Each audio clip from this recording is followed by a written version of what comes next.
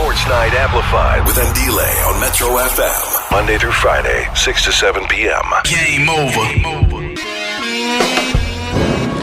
The State of the Nation address is going to be on a little bit later. The President of South Africa will be addressing South Africans this evening. But until then, this is the sport State of the Nation, I guess. This is the heartbeat of all things sport. If you're hearing the background noise here, we're coming live from Côte d'Ivoire, Abidjan. We're at the Sofitel Hotel in what's called Akatugba Lounge. I mean, at any given time here, there's multiple CAF executives, there's former soccer players, there's all sorts of people that you can bump into at any given time. And I'm not alone here. I'm in the prestigious company of Super Journal and another journalist who's also a Super Journal in his own right. I'll introduce them in a bit. I'm hoping that a legend or two are going to sit down with us as well. We're going to be discussing Bafana versus Nigeria. We're going to be discussing the final as well. I was at the stadium. I was there. I was on, like, literally, as the players were warming up, I was shaking the guys' hands. I was, front row. And I can tell you now that the emotions are real. I see King Kanu there. I must get his attention and try to see if he can come and join us in just a bit as well. But yeah, this is going to be the show today. It's absolutely amazing what we're going to be able to do here. What we're able to broadcast from here is a live feeling. The emotions, raw as they were. We're sitting with a Nigerian who was celebrating. I'm sitting with a South African who was crying.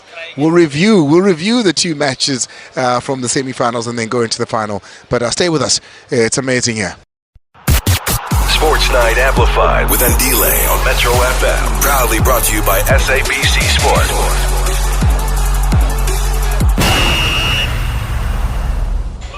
When you're sitting with Omar Akatugba, who sits across from me now, Omar, put your headphones on. Let's have a conversation, as well as Mazola here.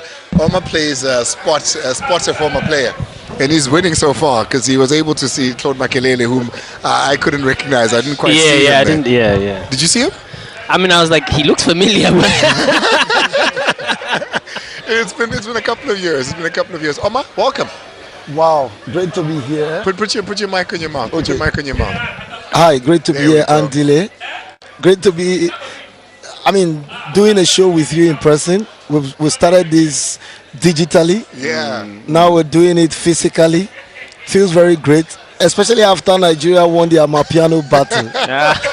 But it's all love, bro. It's all love. South Africa, Nigeria. Congratulations. Thank you. Congratulations. Thank you. I was watching the game with Banse and Kanu. Oh, great. And I can tell you now that at the end of the match, even JJ Okocha as well, I was talking to him, even they feel South Africa were the better team in the match. I agree. I mean, I said it, and I kept saying it, that South Africa was more organized, more composed, more compact, played with more cohesion. Yeah. I was completely blown away by their performance. And I think that you guys must be proud of this team. No, absolutely. There are a lot of people eating humble pie in South Africa. Nadim being one of them. We're still waiting for that recording, Malcolm. But Bafana have showed they've been brave. They've showed heart. There was nothing to be ashamed of in that performance against the Super Eagles. We would have loved to come back home with a trophy. But, we've broken records. For the first time in 24 years, we reached the semi-final and possibly will come back with the bronze at the very least. Sorry to interrupt. Talking about humble pie, as people are eating the humble pie in South Africa, a lot of people are also eating the humble pie in Nigeria. Also, nobody gave the team a chance to win the final. Oh, wow. What I'm saying is... Oh, at the beginning of the tournament. Yeah. Yes. You guys wanted the coach out. Yeah. Myself inclusive, to be very honest. Yeah. I've eaten my humble pie right from the first round. I thought that they were going to go out in the second round. Yeah. But again, I must say that they have also surprised themselves, because the coach didn't expect to be in the final. Yeah. He has also found a way to play by accident. It's not something they planned. I went to the first Super Eagles press conference when I arrived in Côte d'Ivoire, and they were eating the guy alive. Yes. Man. They were eating Jose Peseiro alive. Yes. Now, obviously, they forgot that they were his biggest critics. Because obviously, exactly. The last game preparing for the AFCON, Nigeria lost that game. Yeah, and in the build-up to that, they drew games in the World Cup qualifier. So were they justified? I don't know, but a lot of humble pie being served. Yes. correct. Unbelievable. We're in the action, the thick of things, watching the match live, of course, out at Akatugba, not Akatugba, Buake, correct. It's an hour's flight there, Yes. a 17-hour drive if you're Oma. Yes. But it was amazing. It was amazing atmosphere, and Bafana showed up. But let's talk a little bit about the differences between the two and what essentially made it that Nigeria were the most superior. Yeah, it's a tough one because I honestly thought we were by far the better team. We had more clear-cut chances, especially in the first half. We were not as clinical, and I suppose we always knew that at some point it would count against us, that we lacked a little bit of depth, because we didn't have Lebu Mutiba, we didn't have Lyle Foster, obviously for reasons discussed before the tournament. And I suppose if we had that, and honestly Percy obviously didn't have the best of tournaments. Three clear chances. Yeah. But a lot of chances. Obviously he was the one fouled in the box for Debza to convert the penalty.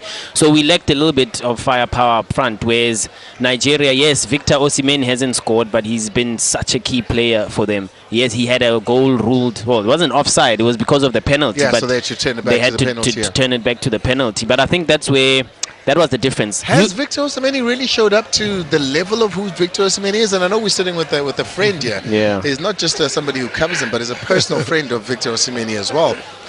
I mean, I spoke to Victor yesterday in the post-match interview. And did you ask him this? I asked him. I said to him, how does he feel about how the tournament has gone for him personally? Yes. And he did say that he would have liked to score more goals, but he thinks his contribution has made the team as well. He thinks that he thinks that it's been a team effort for Nigeria. I mean, that's very apt. I personally would have wanted him to score a lot of goals. Leading to the tournament, I joked with him that I said we're going to pack a basket full of goals from you. Yeah. And that's what everyone expected, because this guy was coming into the tournament as the best goal scorer in Italy. Reigning best footballer of the year. Footballer in Africa. Yeah. But we've seen a Nigerian team that has shown more defensive solidity rather than attacking prowess. Yeah. And that is also why Victor is not scoring. The team is not playing to his strength. Victor is actually now the one making the team stronger, because he goes forward, he comes backward to defend, and of course breaks play, starts play. Victor is everywhere. Yeah, he is everywhere. He's been putting in the... I saw a little bit of that. Yes. I saw frustration from him at not getting the ball the way he wants. Yes. Yeah. Is that an issue, you think? Of course, it is an issue, and that's also what I think that we have not looked at critically. Nigeria may have reached the final, but if we analyze this team critically, we can see holes. If you play at this is not being disrespectful to the AFCON. If you play at a higher level, you get punished. Yeah. Sorry. I mean, look at what Hugo Broos done with converting to a back three, bringing Sianda back and cutting the wing play. Because I watched all of Nigeria's games leading up to facing Bafana, and they were deadly. Simon Dedi, and Ademola Lukman, deadly. But against Nigeria, they were nullified, including Osimhen. Yeah, absolutely. To a very large extent. Yeah. And like I said, the team setup is, I would say, it's interesting because they're getting the result, but you cannot figure out why. Yeah. You can't even say it's luck. It's mysterious, actually. I think that's why the journalists and the public, maybe to some degree, are still not convinced that it's Jose Pesero's doing. That's also the victories. Yeah, it's just the boys themselves. That also explains this jubilation in Nigeria, because it's like a big surprise, because we didn't expect this, and now everyone is. Nigeria is the strongest. And they might, and they are now in the final. Yeah. But also speaking about individuals, because as an individual, Victor Osimhen was expected to light the tournament up. Yes. But it's not just him. You look at Mo Salah. You can go to Sane even to some extent. Even Mane. You can go to Mane. You can go to... They all went home, Yeah. You could go to Algeria. You can go to... Mahrez and the like. Mahrez. There's not an individual in this tournament who, even at this stage, with 2 games to go and just a final, I can say is a standout player. And this is a player that is clear-cut choice, man of the tournament, best player. Ronwen Williams. I guess. No, yeah, no, I but guess. he didn't come to the tournament as a big come star. he didn't Yes, come as of a To be big honest, name. I didn't know him before the tournament. Yeah, I get He what you're didn't come saying. as a big Yeah, name. So I out get of what the you're saying. It The hasn't big been a names. tournament of big names. No, there names. hasn't been. That's Hasn't absolutely correct. I mean, I was thinking this morning and I was like, who would win the been. The player of the player of the tournament. tournament? Yes. I could. There's no hardly- outright winner. Exactly. Yes. And I mean, the leading goal scorer is a defender for crying out loud. and he's gone. And he's gone and home. and he's still though. Exactly. So I think that the CAF's technical study group will find it difficult to pick. to pick one guy. Maybe Osimhen might win it for the beauty of Based it. on what? He's I putting don't a think lot it's of work. Osimhen. Hold on, guys.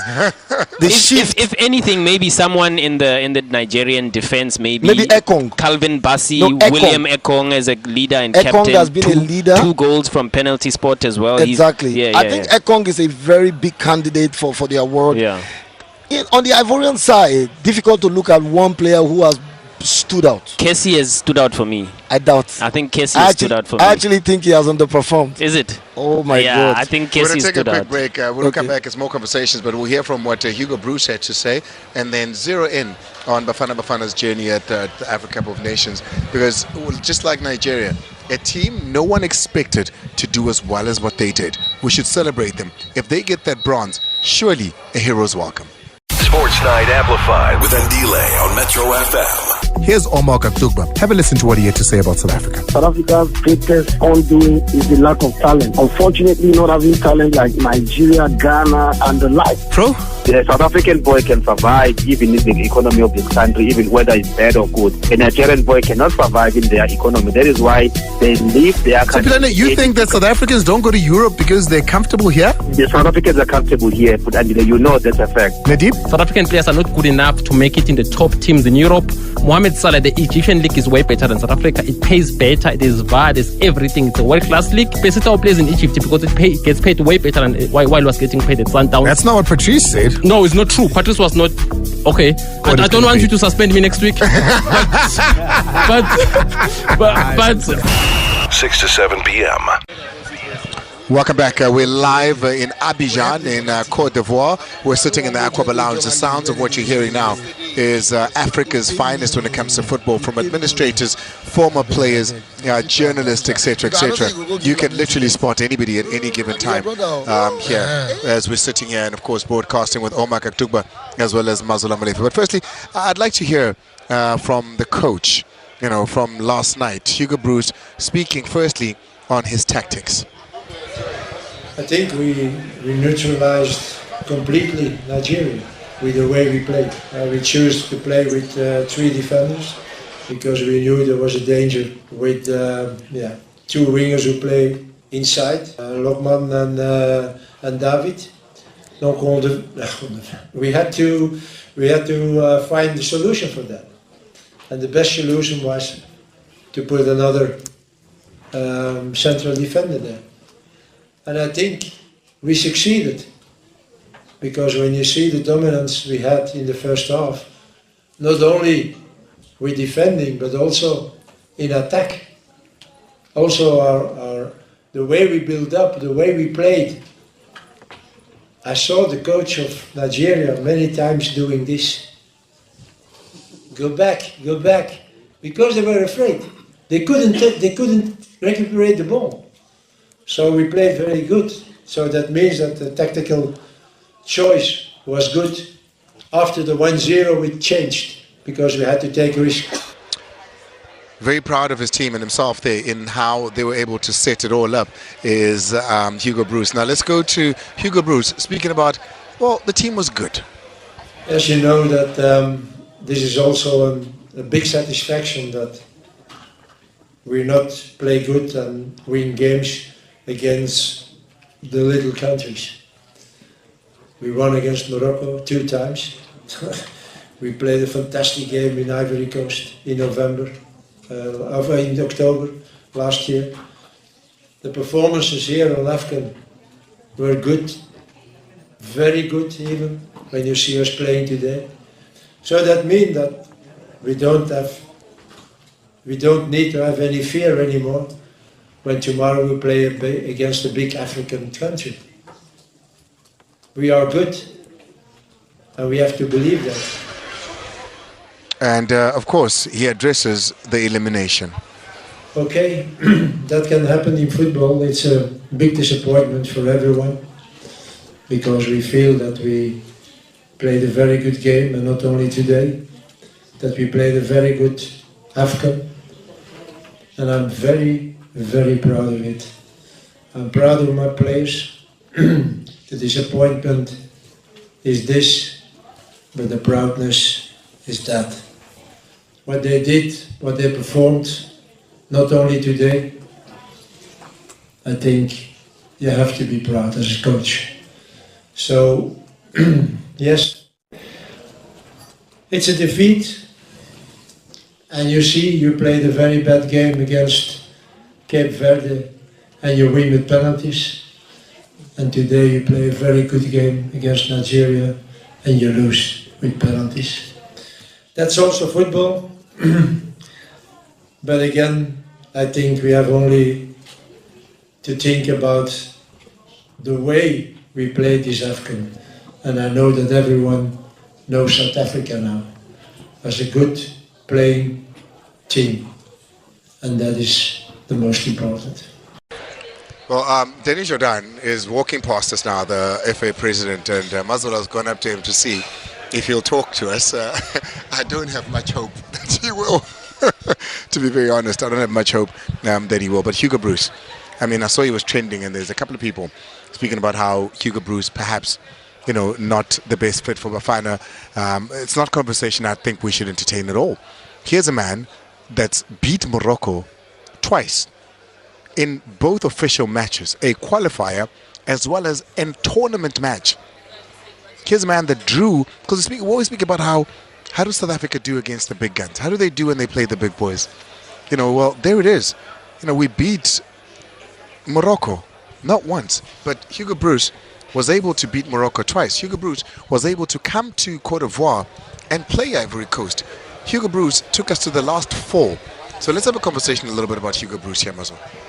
Yeah, this morning I was this morning I was a little bit surprised to, obviously I've also been tagged a little bit in some of these social media posts about, Papa Hugo, you've done your work now, time to go give back in Belgium.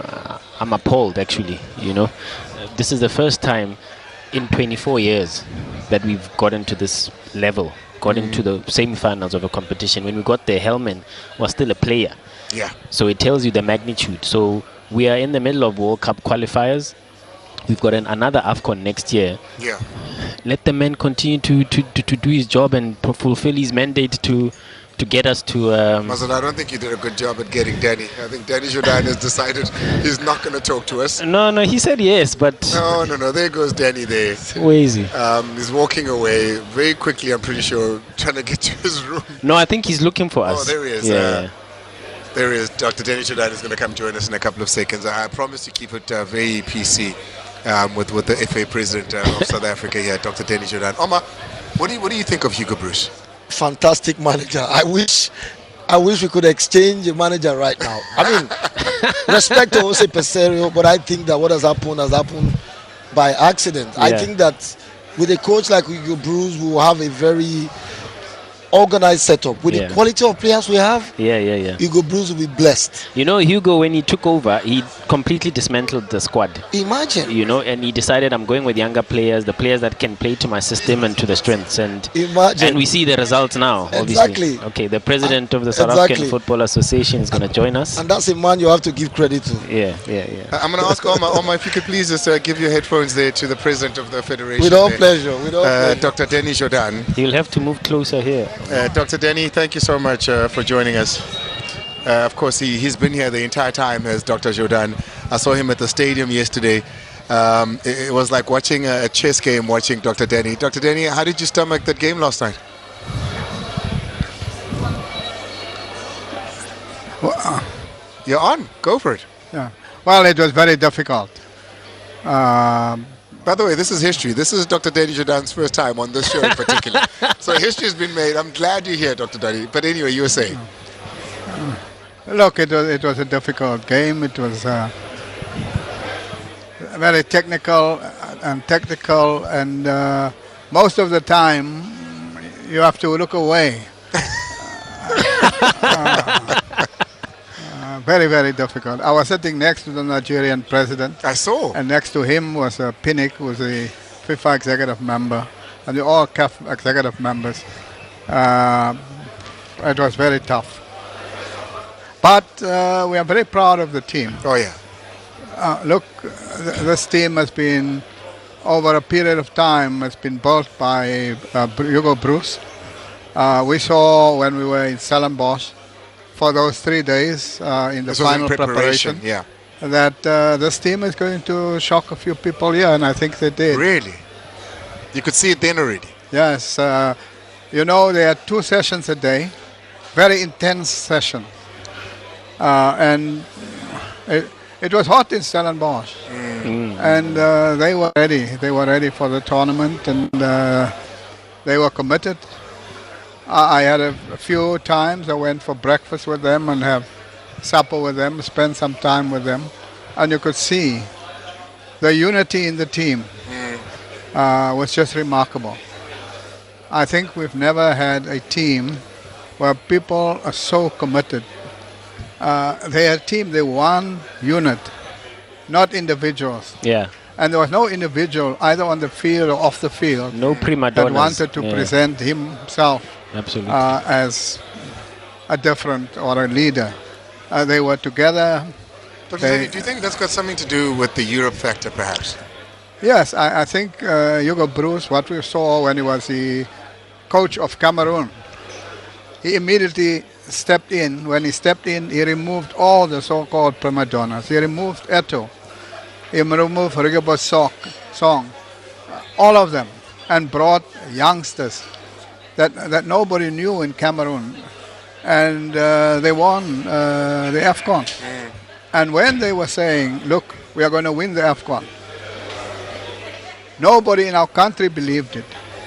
But we came very, very close. In fact, I think Modao, just before the end of the first session, had a clear chance when the ball rebounded.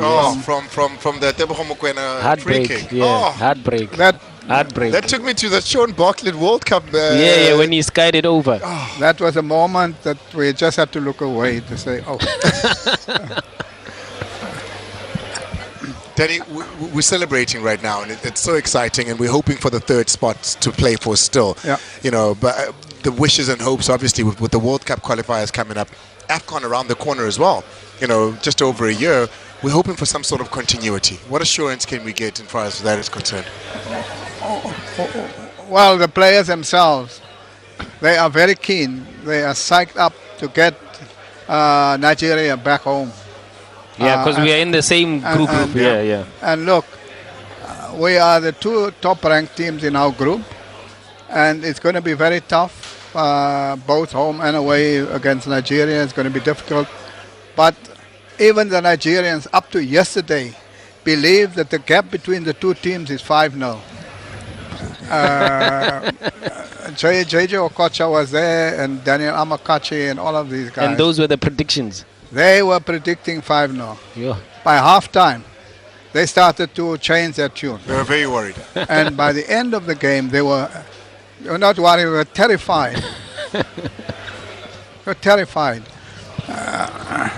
One of the biggest cogs we've got in this team is Coach Hugo Broos, a man that I've personally backed since the beginning, because, you know, with the conversations I've had with him whenever we do the squad announcements, I've backed him too. Whatever. Are we keeping him, Danny? Is he in it for the long haul? Because I do know his frustrations as well. No, he's very frustrated. I think there are many unfair criticisms against him. I'm going to go tonight and have dinner with the team and talk to them. And I then have another meeting with him after the match on Saturday. And want to encourage him to keep on building the team. And I think we must all support him, because we can see what he has put together. There are no stars. And if you look at what he has done, before he came, we had a national team consisting of players who started. Itumeleng Kune was there, Tulani Seswayo, Zungu. Yeah, and it's just after we failed to qualify for Cameroon. Yeah. Zungu, Kamogelo, the list goes on. Kamat Erasmus and so on. And when he came, his first announcement, none of those players were in. And of course, the people of our country were shocked. Where is Andile Jali? Where is this one? Where is that one? And because they were not there, they couldn't find those names. They became totally anti him. But he stuck to his guns, he continued, and you can see the emergence of new players. I think Sitole gave a remarkable performance. He's had a good tournament. Look, he battled, him and Tebogo battled against midfield that came from Brentford, that came from Fulham, that came from, and even the battle up front. Yeah. I think they won it.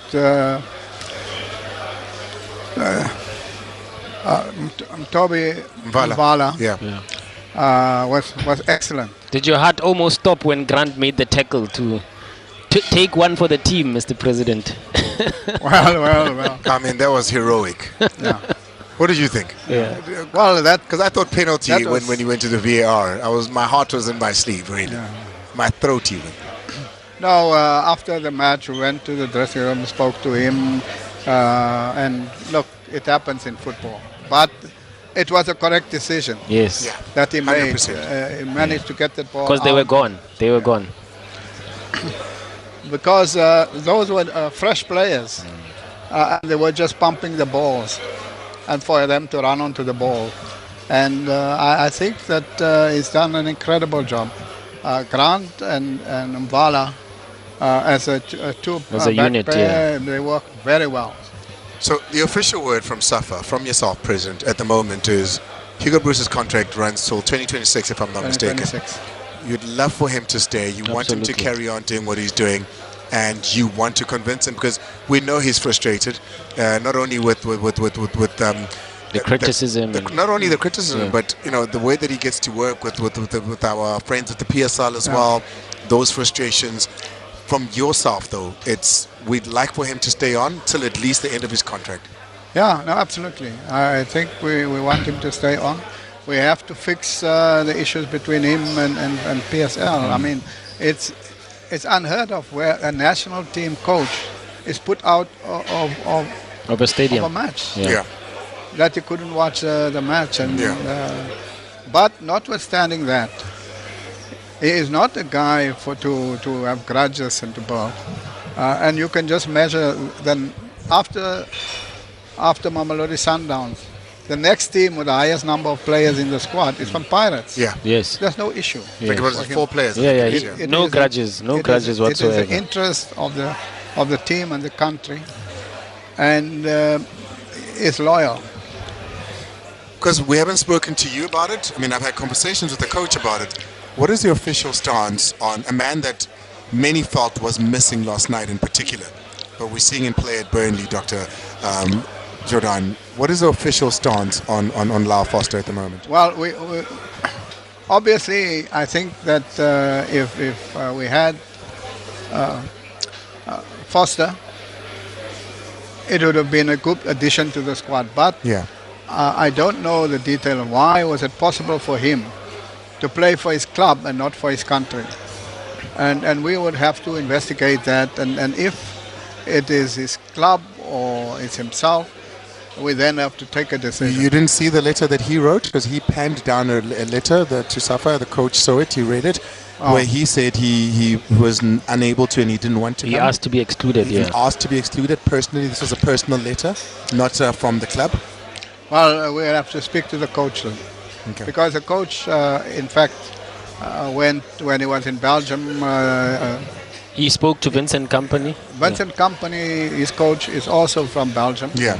And they had a conversation, so I would have to check. So there is no official word per se. No. You're going to see how it goes. You're going to have conversations about it. Yeah. All right, Mazola, you had a question? No, I just wanted to find out if Preza, obviously we towards the end now. in terms of, is there any clarity with incentives? I mean, the boys have done well. People are talking about it now. Is it something that SAFA can come out, or we wait to get home and after we finish the bronze medal playoff? Yeah. Let us not defocus the team to money, because money is divisive. So once the tournament is finished and it's Saturday, and let's see, we will ask the players to tell you if they want to.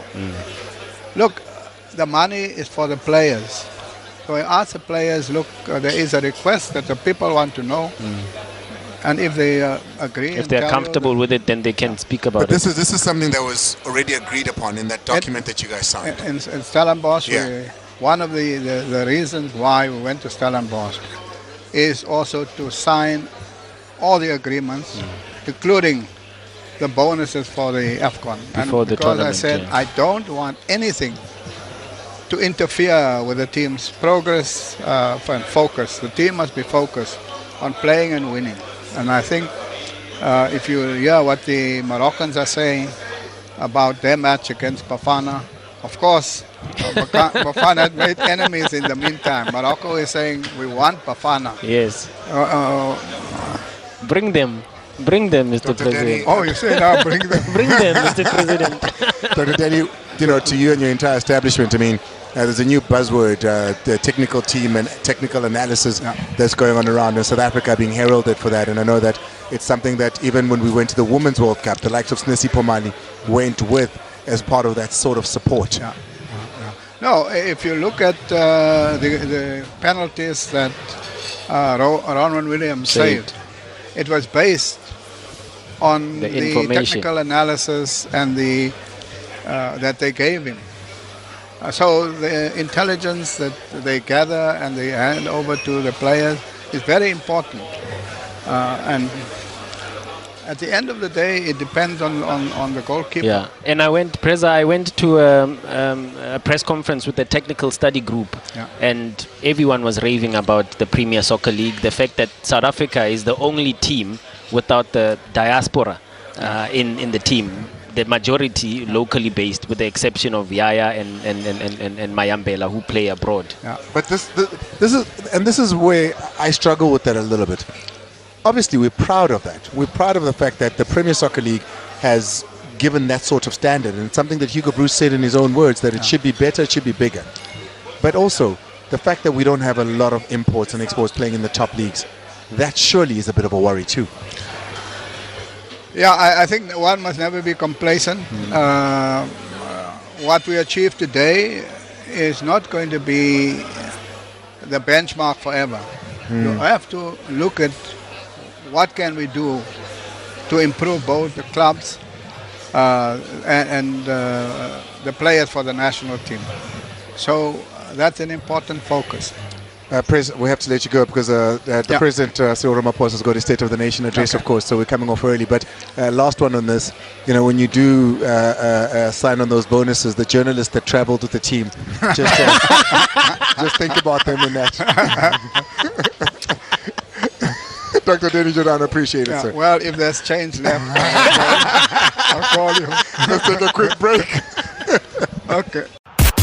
Sports Night Amplified with Andile on Metro FM. Proudly brought to you by SABC Sport. Dr. Danny Jordaan joining us and having a conversation with us, of course, post the match. Do not want to push too much on match matches. He doesn't come to the show. He says we set the trend and we decide South Africa's conversation. It doesn't always like the conversation that we help South Africa have. So it was great to have him nonetheless. But gents, South Africa, Hugo Broos, we're hoping he stays. His contract runs till 2026. He is a little bit frustrated, but he's our best bet, surely, if anything is to happen. He's a man that could take us anywhere that we need to go. You're saying a little bit earlier that he's the best, but let's forget South Africa a little bit. Focus now on Nigeria, Cote d'Ivoire. I said yesterday after those two matches, this is a big final for the continent. This is a big final when you've got Cote d'Ivoire, a huge team, traditionally big teams in South Africa here. The West won. I think there is a perfect final for this tournament. It's been a colorful, intriguing tournament. and the final between Nigeria and Ivory Coast would make it all the more perfect. Both teams have gone through very interesting journeys to the final. Ivory Coast were almost losers. Now, I mean, they were losers. They were actually. dead and buried. Dead and buried. Two teams that I wouldn't have bet on after exactly. the stages. Now, Ivory Coast are one game away from winning the AFCON. It will be one of the most interesting stories of the AFCON and should make Netflix. just like the story of Messi and Argentina in Qatar. That was even a bit more straightforward. This one, a team with just 3 points. Sure. In fact, qualifying first and foremost was unbelievable. Now they've regrouped, picked themselves up. I actually spoke to the manager before the DR Congo game, and I asked him, I said, how have you been able to turn this team around? And he said that the moment they validated their qualification, they regrouped and made sure that they instilled confidence in the group. And from that point on, from game to game, they became better and stronger mentally. The Ivorian team is not really special in terms of how they play, but they've got that spirit of never say die. And I feel like the previous coach, John Louis Garcia, was stifling their little bit of creativity. Exactly. Because I was talking about Casey earlier. You're saying he's not had the best of tournaments, but he come alive after from the Garcia Senegal left. game. Okay, so gents, let's put our necks on the line here a little bit. We got to come out of the show a little bit earlier today, of course, because the president is having the State of the National address, of the State of the Nation address rather. So by 5:02 we need to be out, which means we need to take your calls a little bit earlier as well here. So we will be taking your calls as soon as I hear what the guys have to say. Remember, you can give us a call 086 000 2160. You heard what the president of the South African Football Association has had to say. 060 552 7303. Oh, where's Geoff? I see Geoff over there. Let's try and grab him as well. Mazola, just tell him Andile wants him there. Geoff is here. Maybe a quick one here. Mazola, what do you think of the final? Who goes with it? It's a tough one. I'm going to have to give it to the Ivorians. I think I went to study Ebimpe yesterday for their match against DR Congo, and I think that crowd, man. I've traveled around the continent. I've watched games abroad as well. The crowd, the difference that they make is just something unique. Andile, my head's still spinning even now. Just from being at Stade Bimpe, watching the Ivorians. The roar when Sebastian Halle scored what would eventually be the winning goal was quite something else. So I think with that behind them and that stadium probably even louder than that, it will be quite something else. I'm giving it to the Elephants to beat the Super Eagles on Sunday night. Sunday night, yeah. I'm going to try and get Geoff to join us tomorrow because of time constraints, of course. What do you think? Final, Omar? Nigeria. Is this heart or mind speaking? Both of them, to be honest. A bit of the heart, a bit of the mind. But again, if you followed Nigeria, you can think and be confident to say that Nigeria are the favourites. Even though Ivory Coast playing at home, they are scared actually. They are very, very worried about this Nigerian team. Nigeria currently is the, on paper, clear favourite to win the final. Jeez, really clear? Yes. All right, let's hear from you. Timmy, let's hear some voice notes here. Wala. Bengithanda nje ukuthi salute kubafana ukuthi idlale kahle AFCON noma iphumile kodwa I'm still saluting the boys baba abadlale kahle. Umtikalo from Richards Bay ongaphansi komzingazi NRP branch from Ola no mina ngifuna nje ukukhomenta ngabafana no yazini. I want to congratulate the boys. They did well under the circumstances because we didn't give them a chance. A lot of us thought Bafana would be knocked out from the group stages, but they fought until now. And yesterday they gave it all. They gave it their all. They fought from the first whistle until the final whistle, but it wasn't meant to be. But congratulations to Bafana for proving us, for proving me and other people wrong. Good evening, Andile. I think this was the best game ya Bafana ever. I know we lost to Nigeria, but this was the best game ever, man. Ay man, bafetha batladile majitera, batladile Bafana. Oh man. Thank you, Solomon Molefe, Alex. Oh man, I appreciate those. Thank you so much. Let's go to Shola. Shola is, of course, a Nigerian resident who lives in South Africa. He gave us a call just before the big match. Shola. Yes, Andile, how are you? Hey man, you must be excited, huh? You got one over me. I am very excited. I told you when I was talking, was it Monday or Tuesday? It was Monday, yes. It was Monday. Yes, I told you that I'm going to win. I knew it's not going to be easy, but we go through with experience. You know, Shola, I think what you can do here, you can actually do the continent a big favor here. You're a Nigerian man living in South Africa. After Nigeria beat South Africa, can you please tell people what the atmosphere is like, what the treatment of Nigerians in your personal expectation is, what you've been going through? Has it been tough in South Africa? Have you been, threatened in any way? Is this life difficult for you now? No problem. No problem at all. All my South African brothers, friends, we're all laughing. Even though they go through emotion, I saw most of them. Yesterday they couldn't answer, but today they congratulate me. They say, congratulations, which I like. That is soccer. We can't take it personal and nothing happened, to be honest. Everything was calm. Everybody takes it like that. And again, why would they fight? South Africa tried. Because I didn't expect what they played. It's a wake-up call for Nigerian team also. So I congratulate them. And South Africa is going to take the third place. I'm not exaggerating. You are for number 3, and I'm for number 1.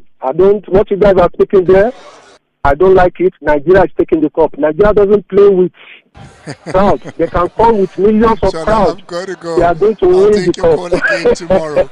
Let's continue this tomorrow. All right, Thank you so much.